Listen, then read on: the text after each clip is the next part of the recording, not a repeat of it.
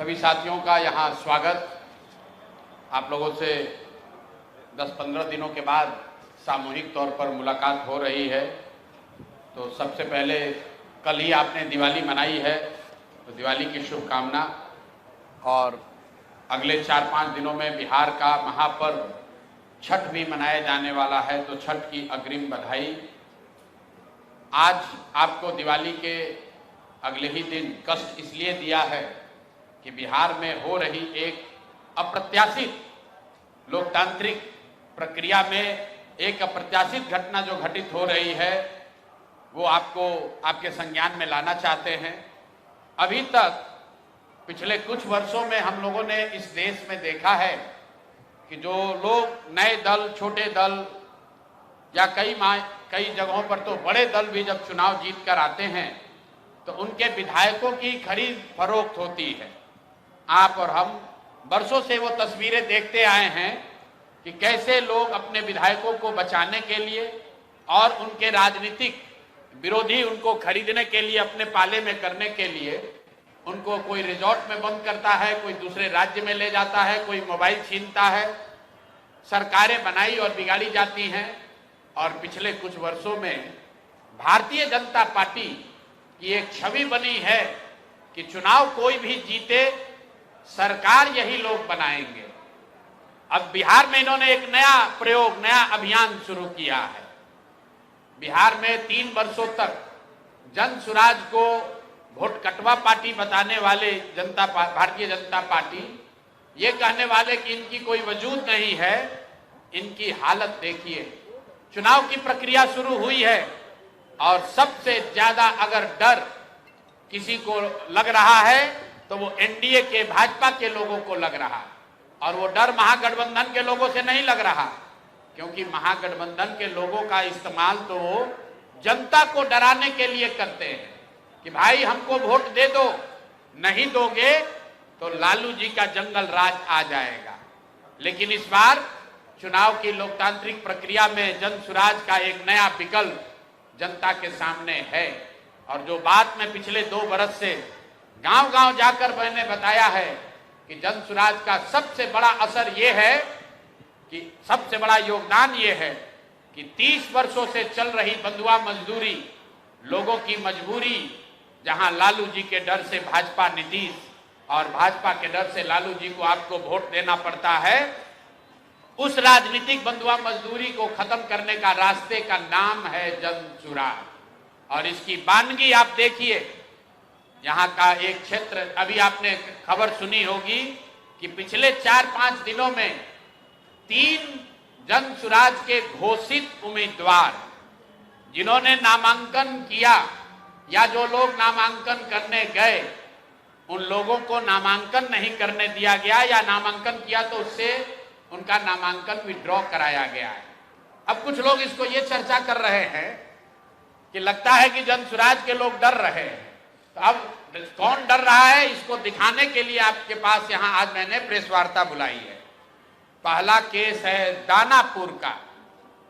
दानापुर में महागठबंधन की ओर से एक सज्जन जो चुनाव लड़ते हैं, उनकी छवि एक बड़े बाहुबली अपराधी प्रवृत्ति के नेता के तौर पर है, जो अभी जेल में है।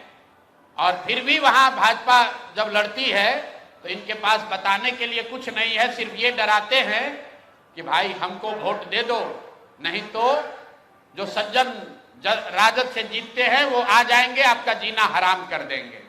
तो इस बार दानापुर की जनता ने ये तय किया था कि भैया उनसे डर के हम लोग भाजपा को वोट नहीं देना चाहते। और दानापुर के सारे व्यवसायी एक साथ बैठकर उन्होंने ये तय किया कि भाई कोई भी जीतता है, सबसे ज्यादा खामियाजा, सबसे ज्यादा दिक्कत दानापुर में बिजनेस व्यापार करने वाले लोगों को होती है। वहां के जो दोनों ओर के बाहुबली नेता हैं वो उनको परेशान करते हैं। तो वहां के लोग यहाँ आए, मेरे साथ उनकी 3 राउंड 4 राउंड बैठकें हुई और सबने मिलकर अपने में से, आपस में से एक राजनीतिक व्यक्ति जो वहां पर व्यवसायी भी हैं, उनका नाम अखिलेश है, वैसे बोलचाल की भाषा में उनका नाम मुटुर शाह है। वो लोग आए और पूरे समाज ने मिलकर यह तय किया कि मुटुर शाह जी को भैया आप टिकट दीजिए, तो हम लोग इन रीतलाल यादव के डर से भाजपा को और भाजपा के डर से रीतलाल यादव को जो वोट देने की व्यवस्था बनी है, इससे हम लोग निकल सके। रीतलाल यादव जी को टिकट पार्टी ने दिया। रीतलाल यादव जी जब यहां से गए हैं टिकट लेकर, मैं आपको उसका चित्र जारी कर रहा हूं। ये रीतलाल मुटुर शाह का, ये मुटुर शाह हैं जो मनोज भारती जी के हाथ से यहां से सिंबल लेकर गए, और ये साहब सिंबल लेकर तो गए, लेकिन वहां पर निर्वाचन के ऑफिस तक नहीं पहुंच सके। ये कहां गए? पूरे दिन तक मीडिया में अफवाह चलता रहा और भाजपा वाले ये बताते रहे कि रीतलाल यादव ने, उनके गुंडों ने, राजद के गुंडों ने जन सुराज के उम्मीदवार को बंधक बना लिया है। तो अब मैं आपको वो चित्र दिखा रहा हूं कि ये साहब उस दिन मुटुर शाह जी कहां थे। ये देखिए, ये हैं भारत के गृह मंत्री, ये भारत के गृह मंत्री हैं अमित शाह। अमित शाह जी हैं भारत के गृह मंत्री, और साथ में है धर्मेंद्र प्रधान जो भारत सरकार के मंत्री हैं और भाजपा के यहाँ चुनाव के अधिकारी हैं, प्रभारी हैं। देखिए आप लोग, आचार संहिता की बात होती है, वोटरों को डराने खरीदने पर आचार संहिता लागू है, लेकिन सामने का जो उम्मीदवार है उसको भारत के गृह मंत्री अपने साथ खड़ा किए हुए हैं, पूरे दिन बैठाए हुए हैं ताकि वो नामांकन भी ना कर सके। ये है भाजपा के चाल चरित्र चेहरा। ये देखिए भाजपा का चाल चरित्र चेहरा, और बता रहे हैं ट्विटर पर बैठ के कि जनसुराज के उम्मीदवार भाग रहे हैं। आप बताइए, कोई साधारण व्यवसायी जो राजनीति करता है उसको भारत के गृह मंत्री अगर बुलाकर अपने साथ बैठा ले तो उसके पास क्या विकल्प बचेगा? और कहां है चुनाव आयोग? एक वोटर को आप पैसा देते हुए, डराते हुए अगर दिख जाए तो आप पर इल्जाम लगता है कि आपने आचार संहिता का उल्लंघन किया। और यहां भारत के गृह मंत्री और केंद्र में भाजपा के मुख्य मंत्री धर्मेंद्र प्रधान खुलेआम जदयू के जनसुराज के प्रत्याशी को अपने साथ, अपने साथियों के साथ, दल बल के साथ घेरे हुए हैं, और इस पर कोई प्रतिक्रिया नहीं है। चुनाव आयोग को अभी आपको ये जारी करने के बाद आधिकारिक तौर पर हम लोग चुनाव आयोग को हम लोग निवेदन करने जा रहे हैं कि देखिए कि हम जनसुराज के प्रत्याशियों के साथ क्या हो रहा है।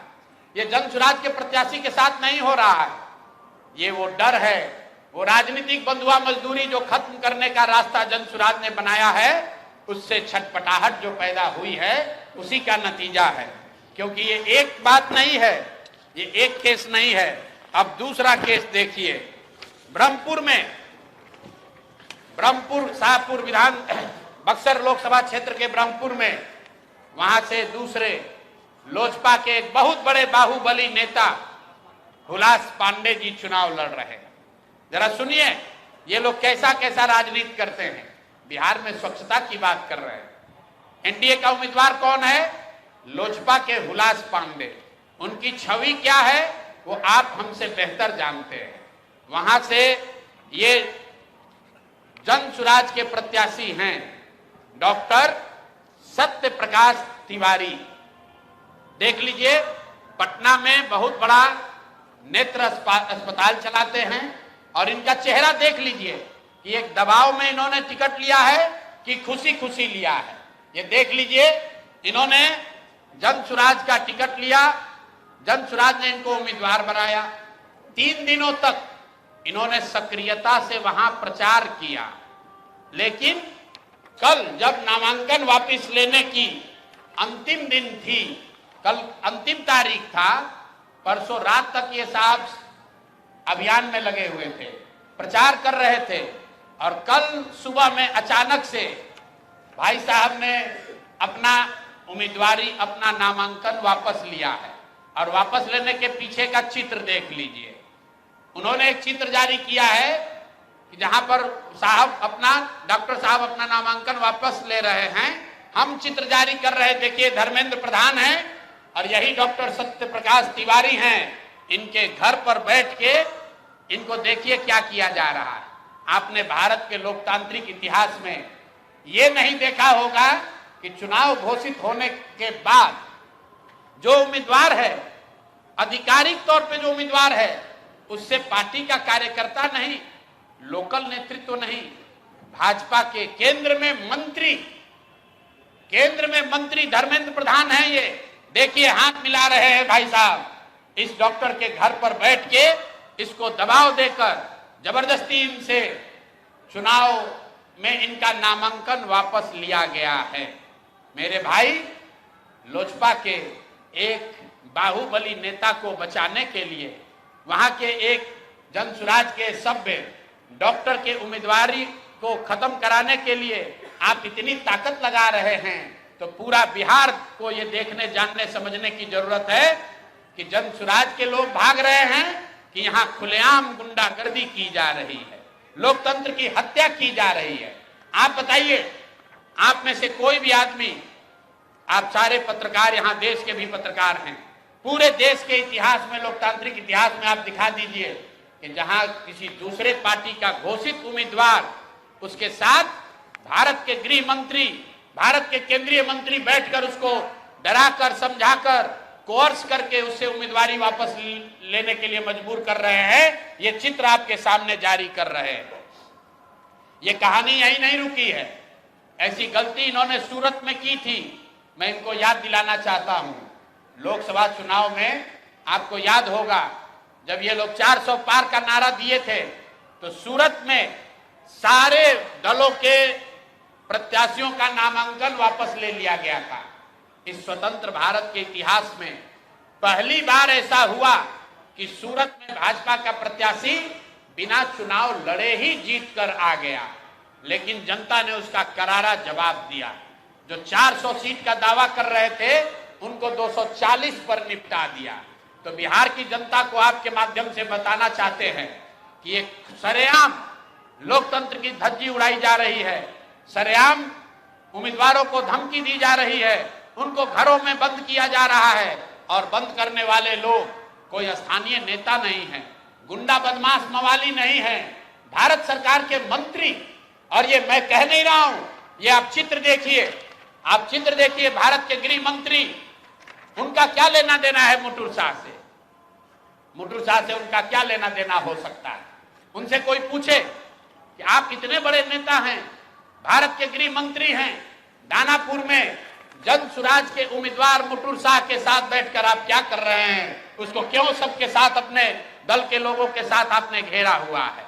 और ये देखिए दूसरा सत्य प्रकाश तिवारी जी के साथ यहाँ के भारत के दूसरे मंत्री धर्मेंद्र प्रधान बैठकर देखिए चाय नाश्ता कर रहे हैं।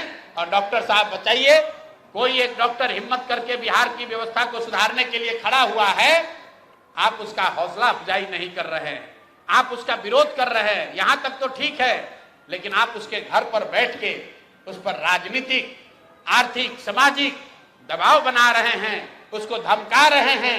ये कहां तक ठीक है? ये बिहार की जनता को देखने और समझने की जरूरत है। मामला यही नहीं रुका, अब तीसरी कहानी आपको देते हैं। ये हम लोग के गोपालगंज के, वहां के सबसे बड़े डॉक्टर शशि शेखर सिन्हा, जो रघुनाथ पांडे यहाँ के बहुत बड़े कांग्रेस के नेता थे मुजफ्फरपुर से, उनके दामाद हैं। हम लोग के साथ मांझी से लड़ रहे इस राज्य के बहुत बड़े कानूनविद वाईवी गिरी जी के क्लासमेट और दोस्त हैं।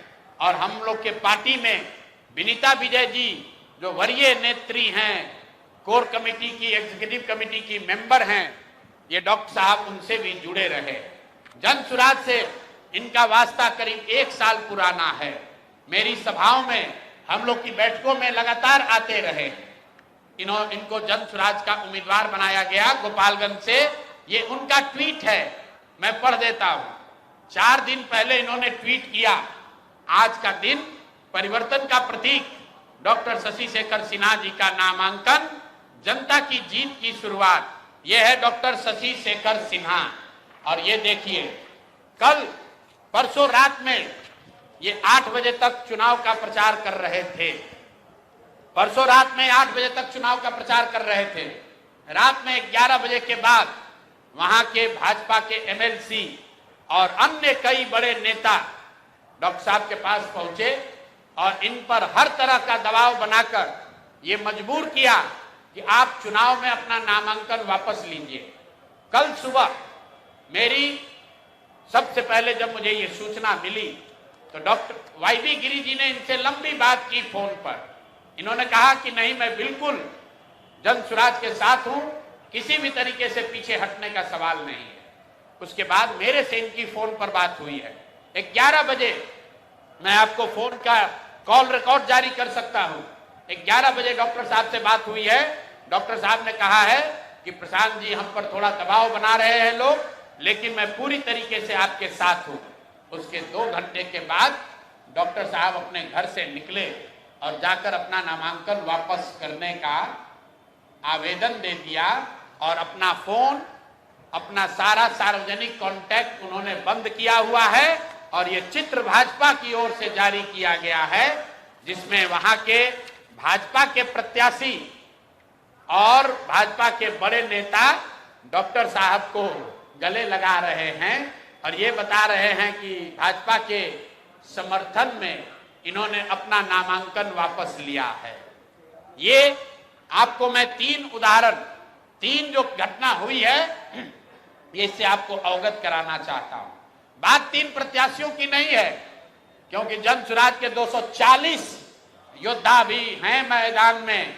भाजपा को हराए बगैर, एनडीए को उखाड़े बगैर मानेंगे नहीं। और 14 तारीख को परिणाम आएगा, दूध का दूध पानी का पानी हो जाएगा।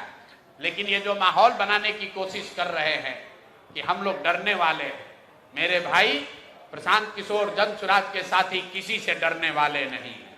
हम लोग किसी से डरने वाले नहीं हैं। चाहे जितने उम्मीदवारों को खरीद लो, जितने उम्मीदवारों को धमकी दे लो, जितने उम्मीदवारों को उनके घरों में कैद कर लो, चुनाव लड़ा जाएगा और इतनी ताकत से लड़ा जाएगा कि आपके दांत खट्टे कर देंगे। हम लोग महागठबंधन नहीं हैं। ये लोग महागठबंधन के उम्मीदवारों की चिंता नहीं करते हैं, क्योंकि इनको मालूम है कि महागठबंधन से भी कोई बाहुबली खड़ा है, महागठबंधन से भी कोई बालू माफिया खड़ा है। तो जाएंगे और जनता में कहेंगे कि अरे भाई, ये तो जंगल राज वाले लोग हैं, इनको वापस नहीं आने देना है तो हमको वोट दे दो। लेकिन ये डरते हैं अच्छे लोगों से, ये डरते हैं डॉक्टरों से, ये डरते हैं व्यवसायियों से, ये डरते हैं शिक्षाविद से, ये डरते हैं समाज सेवियों से। जो आपने वो डायलॉग सुना होगा किसी पिक्चर में कि गुस्से से डर नहीं लगता है, प्यार से डर लगता है। इन लोगों को बदमाश नेताओं से डर नहीं लगता है, इनको अच्छे लोगों से डर लगता है। ये जन सुराज का डर है। इतने अच्छे लोग खड़े किए गए हैं जिनके सामने लड़ने का इनका मादा नहीं है, लेकिन ये गैर राजनीतिक लोग हैं, ये राजनीतिक लोग नहीं हैं। इनके परिवार पर, इनके दोस्तों पर, इनके रिश्तेदारों पर इतने तरह का दबाव बनाया जा रहा है कि आप लोग चुनाव में अपना नामांकन वापस ले लीजिए। मैं अभी आ रहा हूं और अभी एक घटना आ रही है वाल्मीकि नगर से। वाल्मीकि नगर से पहली बार सामान्य सीट से थारू समाज के एक शिक्षक को जन सुराज ने टिकट दिया है। वो शिक्षक ने, दिग्नारायण जी ने 2024 में अपने पद से इस्तीफा दे दिया। वो शिक्षक थे, 2024 में अपने समाज के लिए, वाल्मीकि नगर के लिए जन सुराज से प्रभावित होकर उन्होंने अपने पद से इस्तीफा दिया और जन सुराज के साथ जुड़कर ये चुनाव में वो वाल्मीकि नगर से उम्मीदवार हैं। उनकी सैलरी 2 साल से उनको नहीं मिली है। वहां के ब्लॉक एजुकेशन अफसर ने उनका इस्तीफा स्वीकार कर लिया। 2 बरस से वो राजनीति कर रहे हैं और आज जब नाम स्क्रूटनी का दिन आया है तो उन पर सरकार और वहां के बड़े बाहुबली जदयू के जो वहां विधायक हैं, प्रशासन के साथ मिलकर ये दबाव बनाया जा रहा है कि आपका इस्तीफा स्वीकार नहीं किया गया। ब्लॉक एजुकेशन अफसर ने कर लिया है, लेकिन डीईओ ने नहीं किया है। डीईओ के पास 2 बरस से उनका इस्तीफा का डॉक्यूमेंट पड़ा हुआ है और आज ये षड्यंत्र रचा जा रहा है कि आपका इस्तीफा पूरा नहीं है। हम लोग प्रोटेस्ट कर रहे हैं, वहां बात रखी गई है। मेरा आपके माध्यम से चुनाव आयोग से भी अनुरोध है कि कृपा करके देखिए, लोकतंत्र में इस तरह की जो सरेआम जो आपके कानून का, आचार संहिता का उल्लंघन हो रहा है, इसको रोकिए, वरना आप पर जो लोगों की विश्वसनीयता है, आपकी जो विश्वसनीयता है, लोगों का जो विश्वास है, वो सब खत्म हो जाएगा। अगर आप उम्मीदवारों की रक्षा नहीं कर सकते हैं तो फिर आप वोटरों की रक्षा कैसे करेंगे? अगर उम्मीदवार सुरक्षित नहीं है तो वोटर कैसे सुरक्षित होगा? अगर उम्मीदवार को बंधक बनाकर नामांकन वापस लेना जायज है तो फिर वोटरों को बंधक बनाकर वोट नहीं देना, दिलवाना, ये कैसे नहीं जायज होगा? यही बात बताने के लिए आपको आज मैंने बुलाया है। आप सभी आए हैं, आपके माध्यम से बिहार के लोगों को ये बताना चाहते हैं कि जनसुराज पूरी ताकत से इस चुनाव के मैदान में है, और चाहे 2-3 लोगों को इन लोगों ने डरा लिया या उनको फंसा लिया, उनको पकड़ लिया, जनसुराज के योद्धा पीछे हटने वाले नहीं हैं। हर हालत में बदलाव होकर रहेगा। बिहार के बच्चे गुजरात में मजदूरी करने नहीं जाएंगे। अमित शाह जितनी कोशिश करना चाहते हैं गृह मंत्री कर ले, उनके दल के लोग जितनी ताकत लगाना है लगा लें। वो बिहार के जो युवा है, जो 50 लाख लड़के बिहार से बाहर जाकर वहां की फैक्ट्रियों में मजदूरी कर रहे हैं, ये उनका संकल्प है। मैं उनका आह्वान कर रहा हूं कि मेरे भाई आइए, आपको बिहार के बाहर जाकर मजदूरी न करना पड़े, आपको बंगाल में, गुजरात में, महाराष्ट्र में, पंजाब में, हरियाणा में गाली न सुननी पड़े। इसके लिए एक बार आइए, पूरी ताकत से भाजपा को, जदयू को, एनडीए को उखाड़ कर फेंकिए, ताकि ये भ्रष्ट सरकार को हटाया जा सके और बिहार में एक नई व्यवस्था का निर्माण किया जा सके। बहुत बहुत धन्यवाद। पटना साहिब और तारापुर में अभी तो कोई घटना नहीं हुई है। अगर कोई घटना होगी तो आपके सामने है। तारापुर में वीआईपी के उम्मीदवार को ने नामांकन वापस लिया है। तो मैं आपके जरिए ये बता रहा हूं कि बिहार में इस बार नए तरीके का खेल किया जा रहा है। पिछले चुनाव में काउंटिंग में बहुत बड़ा खेल किया गया था। बिहार के लोग जानते हैं कि कम से कम 10 से ज्यादा विधानसभा क्षेत्रों में काउंटिंग के अंतिम घंटे में ऊपर नीचे करके सत्तारूढ़ दल को उस समय मदद पहुंचाने का आरोप खुलेआम बिहार के गांव-गांव, घर-घर में लोग लगाते हैं। आज ये नया खेला हो रहा है। इस बार ये इतने डरे हुए हैं कि चुनाव लड़ने की भी हिम्मत नहीं है। चुनाव लड़ने से पहले ही जो लोग चुनाव के मैदान में आ रहे हैं उन पर केस किया जा रहा है, उनको पकड़ा जा रहा है। और मैंने आपको चित्र जारी किया। अगर आपके पास कोई ऐसा उदाहरण हो जहां अपने विरोधी दल के कैंडिडेट को, उम्मीदवार को गृह मंत्री अपने साथ दिन भर बैठाए हुए हैं, ऐसा कहीं आपने पूरे हिंदुस्तान में नहीं सुना होगा। ये बिहार में हो रहा है। प्रशांत जी, क्या मानते हैं टिकट बंटवारे में गलती हुई है और अधिकांश एनडीए के ऐसे नेता को टिकट दिया गया जो अब आपका साथ छोड़कर भाग रहे? कौन? आप बताइए। हमने जो कहा है कि 243 में से 90% लोग वही चुनाव लड़ेंगे जो जनसुराज से बरसों से जुड़े हुए हैं, जो किसी दूसरे दल से नहीं, जनसुराज के हिस्सा हैं, जिन्होंने यहाँ मेहनत की है। और सूची जारी हुई, आप देख लीजिए। कुल 12 लोग ऐसे हैं जो दूसरे दल से आए हैं चुनाव के समय, जिनको टिकट दिया गया है। तो 5% से भी कम है। हमने कहा था कि अपवाद के तौर पर 5-10% लोग बाहर से जो आएंगे उनको टिकट मिल सकता है। उस बात पर हम लोग बिल्कुल कायम रहे हैं। करीब 95% लोग वो लोग हैं जो जनसुराज के हैं, जनसुराज से रहे हैं, जनसुराज के लिए काम किया है, जनसुराज में आवेदन दिया था, आवेदन की सारी शर्तों को फॉलो किया है। 95% लोग ऐसे ही हैं।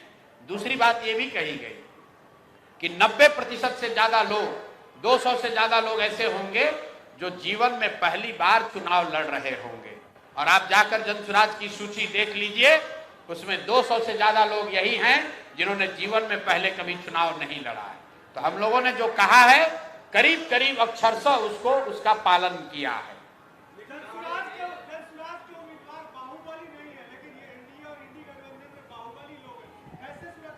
अब देखिए, यही बात है। मैंने क्या कहा कि बाहुबलियों से ये बाहुबली नहीं डरते, ये सभ्य लोगों से डरते हैं। जनसुराज ने जो प्रयास किया, वहां पर सभ्य समाज के लोगों को ये प्रेरित किया, उनसे अनुनय विनय किया, उनको हाथ पकड़कर हम लोग राजनीति में लाए। इसलिए लेकर आए कि आप आइए, अगर आप नहीं खड़े होंगे तो समाज सुधरेगा कैसे। लेकिन आप देख रहे हैं कि ये बाहुबलियों से ये लोग नहीं डर के भाग रहे हैं। हुलास पांडे से के डर से डॉक्टर साहब नहीं भागे।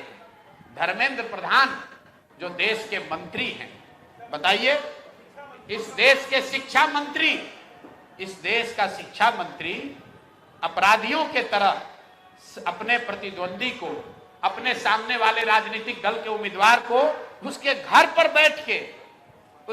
पर बैठकर मजबूर कर रहा है कि अपना नामांकन वापस ले। और ये कोई कहानी नहीं है, चित्र आप देख लीजिए। वो डॉक्टर साहब धर्मेंद्र प्रधान के घर नहीं आए हैं, चित्र फिर से देखिए, वो चित्र डॉक्टर साहब के घर का है।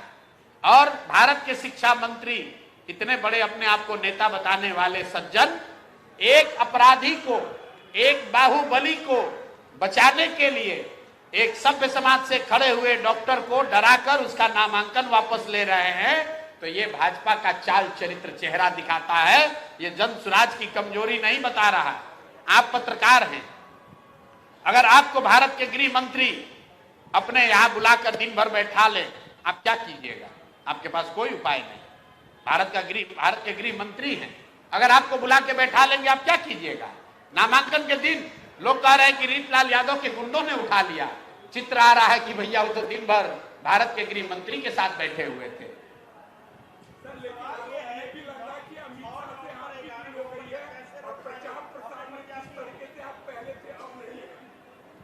क्या आरोप लग रहा है? आपकी अमित शाह से डील हो चुकी है। अगर हमारी डील हो जाएगी तो हम यहाँ से एक सूची जारी करेंगे, 10 लोग वहां से वापस हो जाएंगे। तब अमित शाह को इतनी मेहनत करने की क्या जरूरत है? आप जरा जाकर ब्रह्मपुर में पूछ लीजिए कि सत्य प्रकाश तिवारी के खड़ा होने से कौन चुनाव हार रहा था। मेरे भाई, एनडीए के हुलास पांडे चुनाव हार रहे थे।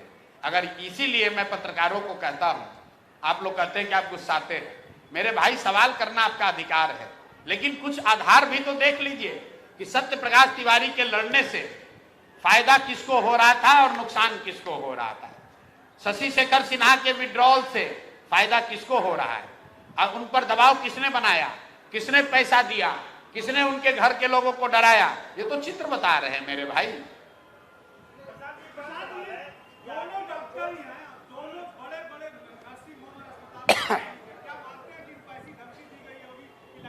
बिल्कुल, धमकी क्या, धमकी, ऑफर और सामाजिक पारिवारिक भय उनके बच्चों को, अब मैं यहां डिटेल नहीं देना चाहता हूं, कई मायनों में तो उनके बच्चों को जो देश के बाहर रह रहे हैं उनको पकड़ा गया है, उन पर दबाव बनाया गया है, उनके जरिए मजबूर किया गया है कि इनको अपने पिताजी को कहिए ये बुढ़ापे में क्यों चुनाव लड़ रहे हैं, ये क्यों खतरा मोल रहे हैं। आप समझिए, अगर आप अमेरिका में काम कर रहे हैं, आपके पिताजी 74 साल की उम्र में यहाँ चुनाव लड़ने आ गए और आपको कोई अमेरिका में डरा रहा है कि अरे भाई तुम, अगर तुम्हारे पिताजी चुनाव लड़ेंगे उन पर खतरा आ जाएगा, आप पुत्र होने के नाते क्या कहेंगे?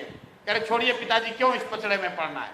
जिन्होंने नामांकन वापस लिया है, मैं उनको सही नहीं कह रहा हूं, गलती उनकी है, लेकिन किन परिस्थितियों में ये लोग नामांकन वापस ले रहे हैं, ये भी बिहार की जनता को जानना समझना उतना ही जरूरी है जितना कि नामांकन वापस लेने की घटना का वो रिपोर्ट करना जरूरी है। ये भी बताइए कि नामांकन वापस किस परिस्थिति में लिया गया है।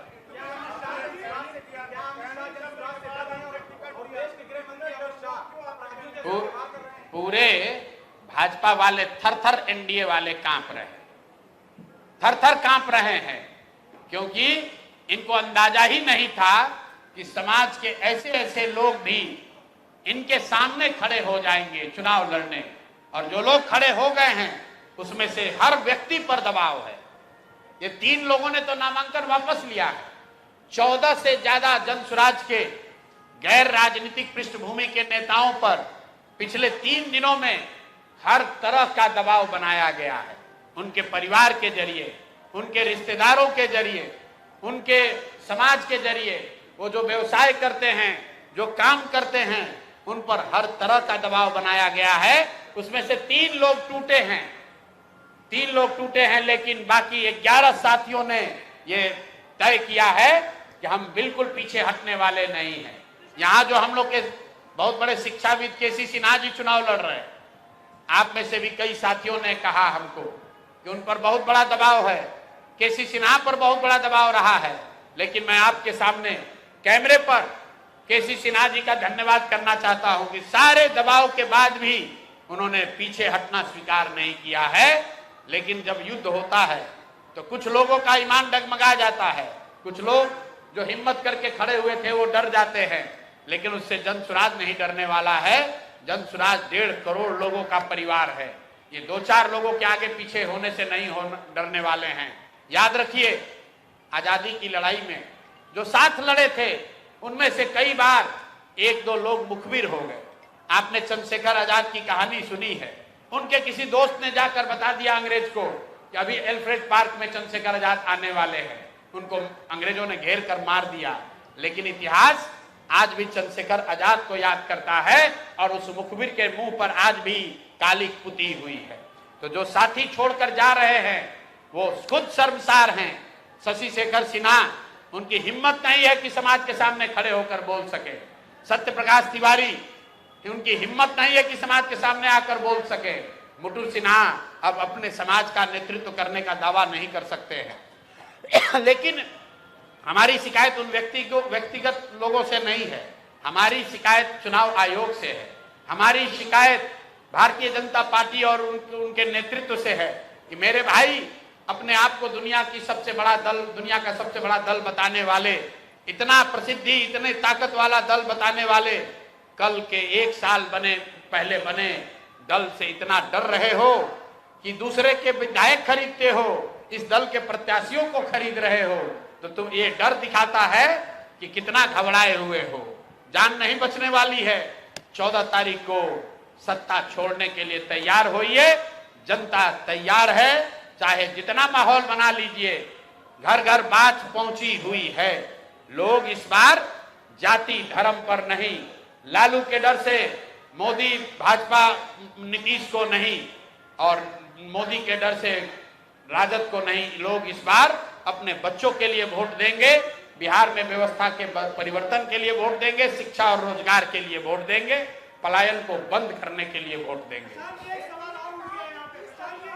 आए एनडीए के खिलाफ किस छठ के बाद जारी किया जाएगा? अच्छा, आप भ्रष्टाचार वाला पूछ रहे हैं। भ्रष्टाचार वाला किस्त जो है, अभी छठ, दिवाली और छठ है, सब लोग अपने अपने घर में पर्व मना रहे हैं, तो लोगों को पर्व मना लेने दीजिए। छठ के बाद जो किस्त बाकी है वो जारी किया जाएगा। 50 लाख से ज्यादा जो पलायन कई हुए व्यक्ति बिहार आए हैं, जब इतने बड़े-बड़े लोग डर गए कि नेता तो उनके परिवार वालों को भी डराएंगे कि वोट के पहले चले जाना यहाँ से। लेकिन जो लोग आ रहे हैं, आप जरा कैमरा लगाकर उनसे पूछिए, सब ये कह रहे हैं इस बार छठ मनाने आए हैं और बिहार में बदलाव करने आए हैं, जनसुराज को जिताने आए हैं। ये जो बाहर से आ रहा है वो जनसुराज की सबसे बड़ी ताकत है। 50 लाख लोग जनसुराज के अपने कार्यकर्ता, अपने समर्थक, अपनी व्यवस्था छोड़ दीजिए। 50 लाख लोग जो बिहार से बाहर से आ रहे हैं, उसमें से ज्यादातर लोग जनसुराज के विचार को से प्रभावित है। वो जनसुराज में नई व्यवस्था चाहते हैं। वो चाहते हैं कि बिहार में ऐसा बदलाव हो कि उनको छठ के बाद अब छठ के बाद उनको वापस गुजरात में, जामनगर, सूरत में जाकर नौकरी मजदूरी न करनी पड़े। तो सारे लोग सजग हैं। इसीलिए मैं विश्वास से कह रहा हूं कि 14 नवंबर को रिजल्ट आने दीजिए, आपको दिखेगा ये जितना गुजरात के लोग हैं सोच रहे हैं कि बिहार में व्यवस्था बनी रहे और बिहार मजदूरों की फैक्ट्री बनी रहे। गुजरात का लड़का बनेगा फैक्ट्री का मालिक और बिहार के बच्चे बनेंगे उन फैक्ट्रियों में मजदूर। ये बात नहीं चलेगी। अमित शाह चाहे जितना जोर लगाना है लगा लें, भाजपा के लोग जितनी ताकत लगा ले, बदलाव होकर रहेगा। इस बार जनसुराज की व्यवस्था बनकर रहेगी। जी नहीं, किसी को समर्थन नहीं देंगे, बिल्कुल किसी को समर्थन नहीं देंगे। बिहार में बदलाव के लिए 120 सीट काफी है। तो मैं बिहार के जनता से यह अपील कर रहा हूं, इन्होंने 3 सीट पर खरीद फरोख्त किया है, इनको 240 पर इसका मजा चखाइए, तभी इनको सबक सिखाया जाएगा। जैसे 1 सीट सूरत में इन्होंने धांधली की थी, पूरे देश के लोगों ने सबक सिखाया, वैसे बिहार के लोगों के लिए यह संकल्प लेने का दिन है। किसी भी हालत में एनडीए और जदयू के भाजपा के प्रत्याशियों को वोट मत दीजिए। अगर वोट दीजिएगा तो आपके बच्चों को गुजरात में जाकर मजदूरी करनी पड़ेगी, कोई उनको नहीं बचा पाएगा। मेरे भाई, एक बार अपने बच्चों के लिए सजग हो जाओ, नहीं तो जामनगर और सूरत में आपके बच्चे मजदूर बनकर अपना जीवन बिताएंगे और ये भाजपा के नेता बिहारी कहकर आपको गाली देंगे, आपको अपमानित करेंगे। ये आपके हाथ में फैसला करना है, ताकत आपके पास है, वोट आपका है, निर्णय आपको करना है। जी,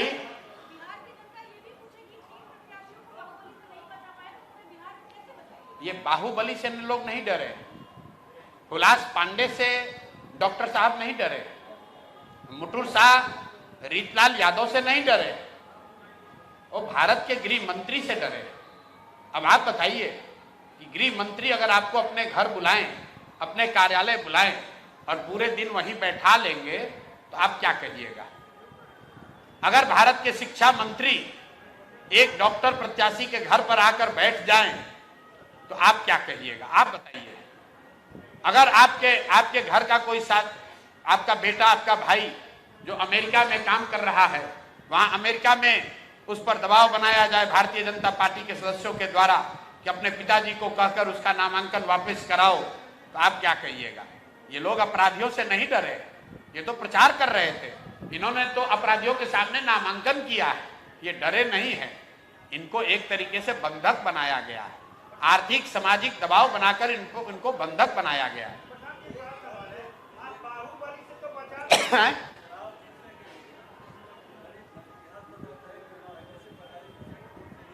जी,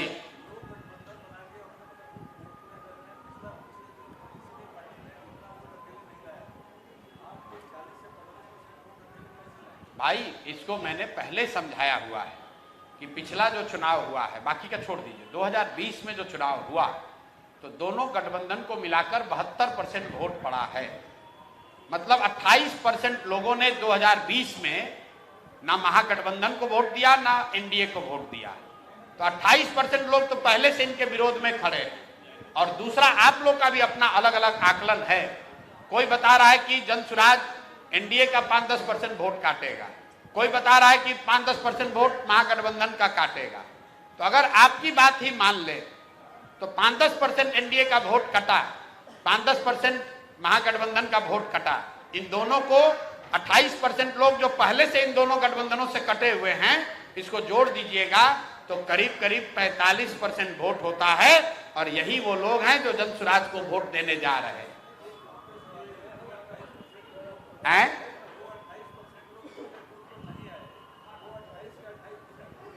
कहा नहीं आए कि नहीं नहीं नहीं, ये आप गलत आंकड़ा बता रहे हैं। जो लोग वोट किए उसमें 72% लोगों ने महागठबंधन या एनडीए को वोट दिया, 28% लोगों ने अन्य उम्मीदवारों को या नोटा को या अन्य दलों को, छोटे दलों को वोट दिया।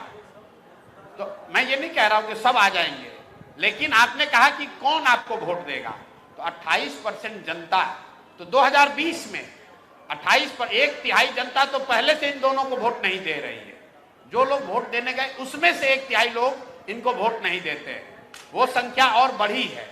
उसके साथ साथ जो इनके समर्थक हैं दोनों के, उसमें से जनसुराज ने अपना कुछ वोट बनाया है। अगर आप दोनों को जोड़ दीजिएगा तो वो 45 से 50% वोट होता है।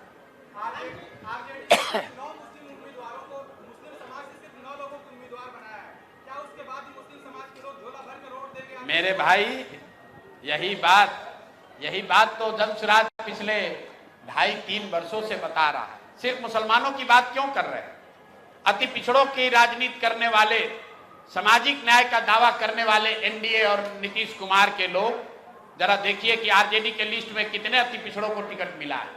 जनसुराज ने 50 से ज्यादा, हमने 70 कहा था, मैं आपके कैमरे पर स्वीकार कर रहा हूं, 70 तो हम लोग नहीं दे पाए हैं, लेकिन 54 अति पिछड़ा समाज के लोगों को हम लोगों ने टिकट दिया है, जो बिहार के इतिहास में पहली घटना है। पहली बार किसी दल ने 54 अति पिछड़ा समाज के लोगों को टिकट दिया है। मुसलमानों को किरासन तेल की तरह अपने लालटेन में इस्तेमाल करने वाले राजद के लोग, जरा देखिए कि उन्होंने कितने मुसलमानों को टिकट दिया। आपने कोई आंकड़ा बताया, मुझे मालूम नहीं है, 9 है कि 10 है। जनसुराज ने 34 मुसलमान साथियों को टिकट दिया है।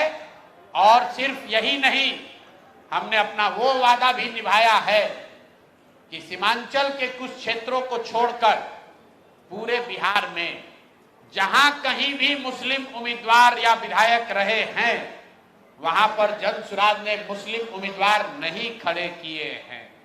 हम लोगों ने मुसलमानों को वहां टिकट दिया है जहां पहले से कोई मुस्लिम विधायक नहीं है, जहां मुस्लिम उम्मीदवार नहीं है, वहां पर जनसुराज से मुस्लिम उम्मीदवार लड़ रहे हैं। पूर्वी, एक उदाहरण आपको बता रहा हूं, पूर्वी चंपारण है। पूर्वी चंपारण में नरकटिया में एक मुस्लिम विधायक हैं, वहां पर जनसुराज मुस्लिम उम्मीदवार जनसुराज का नहीं लड़ रहा है। लेकिन केसरिया में, जहां पर आज तक मुस्लिम उम्मीदवार नहीं खड़ा हुआ, लेकिन मुसलमानों की बड़ी आबादी है, वहां जनसुराज के मुसलमान लड़ रहे हैं। दरभंगा में हम लोगों ने 3 जगह मुसलमानों को टिकट दिया, वो तीनों सीट जाकर देख लीजिए। दरभंगा ग्रामीण, बहादुरपुर और गौरा बराम, तीनों जगह पर मुस्लिम न विधायक हैं न मुस्लिम कोई सामने से लड़ रहा है। ये चीज हम लोगों ने सुनिश्चित की है, जो कहा है करीब करीब उसको पूरा किया है। मैं ये दावा नहीं कर सकता हूं कि 100% सही है। संभव है कि 243 में 4-5 ऐसे उम्मीदवार होंगे जिनको मैं उनके स्वच्छता का, उनके सुचिता का, उनके अच्छाई का मैं प्रमाण नहीं दे सकता हूं, लेकिन वो अपवाद है। कोशिश ये की गई है कि 95% से ज्यादा लोग वो लोग हों जिनके बारे में मैंने वादा किया था। अगर मैंने कहा था कि अति पिछड़ों को, अति पिछड़ा समाज के लोगों को भागीदारी दी जाएगी, तो जो हिंदू समाज है, अति पिछड़ा आबादी टोटल करीब 37% है, लेकिन ध्यान रखिए कि 37 में मुस्लिम अति पिछड़ा भी शामिल है। हिंदू अति पिछड़ों की संख्या करीब करीब 25% है। तो 200 में 200 सीट, 40 तो रिजर्व है, 200 सीट में 25 के हिसाब से उनको 50 सीट मिलना चाहिए था। जनसुराज ने करीब करीब वो वादा पूरा किया है। 50 से ज्यादा अति पिछड़ा समाज के लोग जनसुराज से के टिकट पर चुनाव लड़ रहे हैं। कुछ नहीं करेंगे, जनता से अपील करेंगे, जनता की अदालत में खड़े हैं। जब चुनाव आयोग कुछ नहीं कर रहा है, जब सरकार ही चोरी कर रही है, जब थानेदार ही लुटेरा हो जाए, तो आप क्या कहिएगा? जब गृह मंत्री ही लोगों को धमकाने लगे, तो आप क्या कहिएगा? आपने सुना होगा कि लालू जी के राज में लोग कहते थे कि जंगल राज है, अपहरण होता था, तो लोग आरोप लगाते थे कि मुख्यमंत्री आवास से वो सौदे होते थे, तय किया जाता था कि अपहरणकर्ता से डीलिंग कैसे होगी, इसीलिए तो अपहरण इतना बड़ा उद्योग बन गया था। उसी तरह जब भारत के गृह मंत्री, भारत के शिक्षा मंत्री खुलेआम बिहार में घूमकर उम्मीदवारों को डरा रहे हैं, खरीद रहे हैं, उनसे नामांकन वापस करा रहे हैं, तो एक ही विकल्प है, बिहार की जनता को देखना है और उनको सुनिश्चित करना है कि ये गलत काम करने वालों को सजा दें, वोट की चोट पहुंचाएं, ताकि आगे कभी भी आकर बिहार में ऐसी घिनौनी हरकत कोई भी नेता और दल न कर सके। बहुत बहुत धन्यवाद भैया। If you like this video, then like, share and subscribe to Mirror Now.